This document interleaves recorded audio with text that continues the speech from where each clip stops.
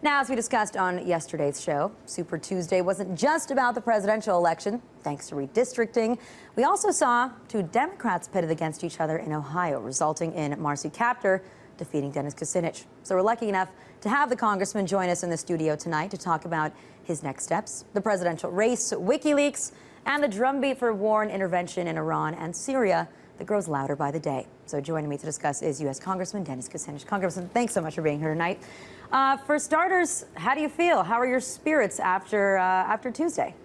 I don't like to lose, but I've lost before. Life goes on. I accept it. I'm ready to go forward. And, you know, I've, in my life, have met defeat before.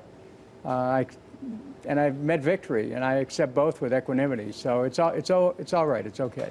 Do you have any plans, any ideas for what you might be doing next? No. I hadn't planned to lose, so now I will make plans.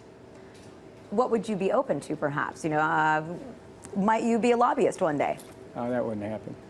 All right. I want to talk about what else happened during this race, too, which is that one Democrat pitted against another Democrat. And here, during this race, at one point, you were even called someone who was pro-war by your opponent. What was that like? Well, in a campaign, people will say anything. And usually you don't expect that in Karl Rove type attack ads to come from another Democrat. But, you know, I'm past that. And I think that we have to remember that each campaign sets the tone for what our politics are. It informs our constituents about what the rules are, what's acceptable and what's not. And if we keep lowering the bar of conduct, then we go into an anything goes approach, which inevitably is destructive to our communities and to our country. I think that you could see that in a lot of ways, too, right? It's not only applying to campaigns, but I think you could talk about executive power. And so in that sense, let's talk about the NDAA. Let's talk about what I just discussed and this speech that Eric Holder gave the other day. You have been outspoken against the National Defense Authorization Act that was passed last year with this provision for the detention of American citizens for a long time. Now you have certain colleagues of yours in Congress that are trying to pass laws where you get the American part taken out of the language. But why did they pass this bill in the first place? Good question. This climate of fear, which our nation is still in post 9/11, is ultimately destructive of our democracy because it has set us on the path to pass the Patriot Act, to pass the National Defense Authorization Act, which further erodes basic constitutional guarantees such as due process and creates a profoundly anti-democratic environment in America. When you have a government that has assumed for itself the right to execute American citizens, then you have the government being policeman, prosecutor, judge, jury, and executioner, due process destroyed, our Constitution shredded. This isn't a Democrat or Republican issue. This is a question of who are we as Americans and whether we are going to speak out against what is obviously an abuse of power and an attempt to gain for the state even, you know, the power of life and death over individuals without any legal process involved. The fact that we don't hear so many people speaking out against this, that it's not the top story on every single news channel, that we don't hear more voices from Congress, that there aren't protests on the street, that the Constitution has just been destroyed in this sense, what does that tell you? Because you ask who we are as Americans, what's going on if people aren't more upset? It says that people have been lulled into an acceptance of a status quo which sees the steady erosion of constitutional guarantees. It shows a lack of civics, of a civic awareness of what our basic rights are. I mean, we should have people having to read the Constitution. You know, it should be a required thing in every class, in every elementary school, and every high school. In the White House, too, maybe. Well, you would assume that then by the time people get to the White House, they'd know it.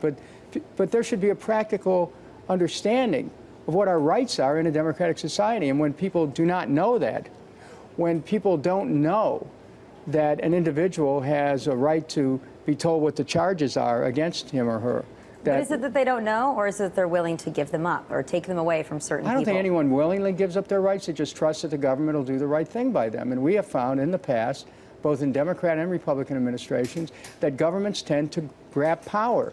But now the ultimate power usurps due process and puts the government in a row where they could actually point a finger of death at someone and zap somebody. Well, you know what? It's not just saying I don't like it. It's unacceptable in a free society. And we better watch what's happening. What's happening is the very constitutional guarantees that form we the people, the social compact, where we agree on our responsibilities and our rights, it's being destroyed. We must speak out against this. We must challenge the Attorney General when he makes statements such as he did. And we must challenge the President of the United States, who would assume for himself the ability to have the power of life and death over individuals in envisioning a worldwide combat arena. This is very dangerous.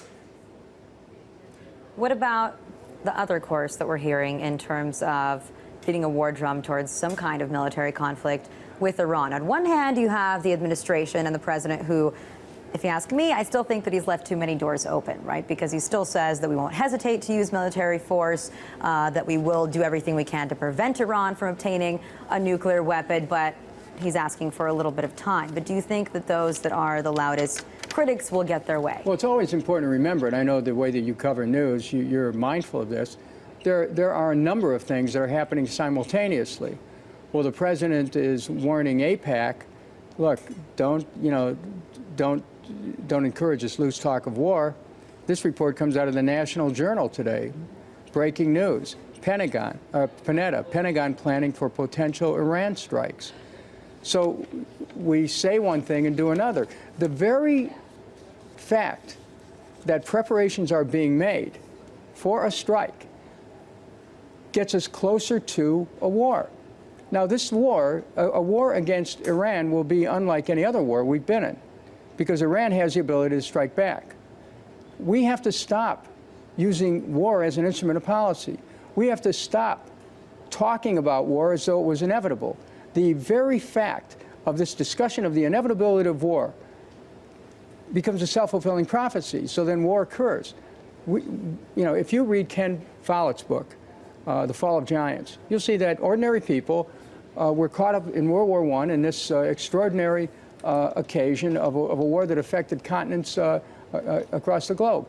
We are on the threshold of a situation where ordinary people by the millions could be drawn into a conflict that would be a cataclysm for our world. We must not have a war against Iran. We must not attack Iran. Who do you think might replace you as a very progressive voice in Congress? Because you do stand out, right? You've been one of the few, somebody who has always been against the war in Afghanistan, the war in Iraq. You were against the intervention in Libya. How do you feel about Syria, too? Who's going to hold this progressive mantle once you leave? Well, who says I'm going to stop speaking out? I mean, I don't need a certificate of election to be able to tell the people what's going on in the government. What about, I know that you received a letter, I know a letter was sent to you by Daniel Ellsberg, asking that one of the things that you could do before you leave office would be to read the WikiLeaks Guantanamo Bay files in Congress so that they're on the congressional record. Did you get that letter? Are you planning on doing it? I haven't received a letter, but if I get something sent to me by Daniel Ellsberg, I'm certainly going to read it and consider it. And what about the case of Bradley Manning, too? We just saw Juan Mendez, the UN Special Rapporteur on Torture, say in front of the Human Rights Council in Geneva that Bradley Manning was treated in an inhumane way, that it was degrading to him, and yet he still hasn't been allowed by the administration to go see him. I know you were trying for a long time. I was raising those questions a year ago. Did you give up? No. I was raising those questions a year ago. And, the fact that someone has been kept in confinement and open questions about how he was treated is another one of those circumstances which should give us pause as American citizens, because if someone who is trying to let us know what's happening, that we've been being told one thing and there's another truth, and there's a truth out there, and if he's being punished for that, we need to reassess who we are as a nation. Now, if he takes a risk, and as a moral matter, he feels an obligation to do something, then there's some consequences there. But if the consequences are to put his life on the line, then we must ask, why is life so cheap? We must ask, why is this information so important that it be kept quiet, that the government's deceptions also may be being kept quiet? And why should someone have to have their life on the line for exposing government deception? Well, there are a lot of good questions there, right? Is that, can we trust our government anymore? Something that you brought up earlier too, which is the people do, they give this trust to the government now to take life away from U.S. citizens. And it's not just about Democrats, it's not just about Republicans, but it's been done by this administration. So should this president be reelected based on all those things that he's done? Well, this isn't about just this president. This is about our responsibility as citizens. But it's coming up. It's still an election, it is and coming it's a policy that's been done under his administration. It may be an issue in the election, it may not. Should it be? Of course. Of course. The White House must be held accountable for its conduct of office with respect to the Constitution and basic rights of people. But also, some of the things that are being covered up, I believe, are policies that extend back prior to this administration. So people need to know the truth.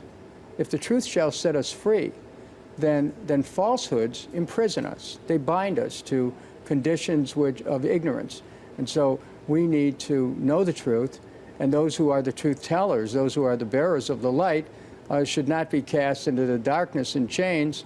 They should be given their due appreciation and not prosecution. All right, Congressman, I got to wrap it up, but I want to thank you so much for joining us tonight. Thank you.